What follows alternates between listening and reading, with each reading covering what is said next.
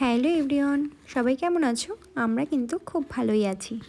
আজ ছিল হাজব্যান্ডের বার্থডে, এই জন্য সকাল থেকেই সব রকম রান্নাবান্না করছিলাম আমি।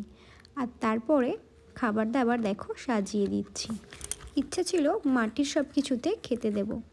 এই যে দেখো আসনও পেতে দিয়েছি আর খাবারগুলো সব একে একে এনে এনে রাখছি। আমার হাজব্যান্ড যেহেতু খেতে একটু বেশি ভালোবাসে, এই জন্য জন্মদিনে স্পেশাল কিছু মানে খাবার দাবার কিন্তু সব থেকে আগে থাকতেই হবে। দুপুরের লাঞ্চে হাজব্যান্ডের জন্য রেডি করেছি 5 রকমের ভাজা, সাথে ছিল ডাল, চিংড়ি মাছের মালাইকারি, চিকেন, স্যালাড, চাটনি, পাঁপড় আর পায়েস।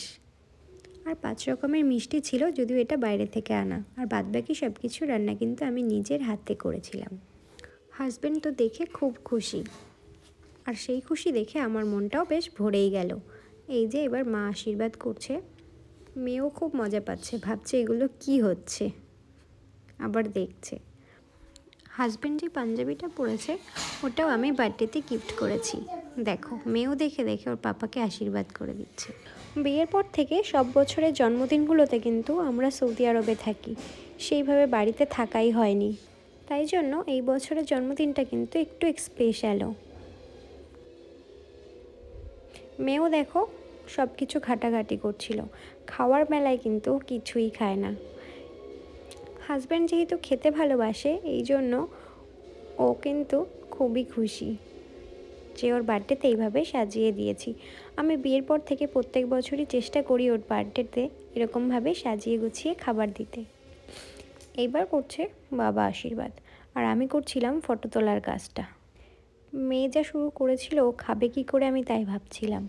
এবার সবাইকে প্রণাম করে নিচ্ছে, আর মেয়ে দেখো একটু পায়েস তুলে খেয়ে নিল। এইবার কিন্তু বরমশাই খাওয়া দাওয়া শুরু করে দিয়েছে।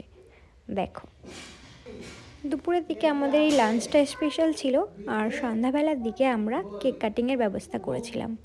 আমি একটা কেক নিয়েছিলাম আর আমার ননদ একটা কেক এনেছিল। এইবারে আমরা কেক কাটিংটা করব।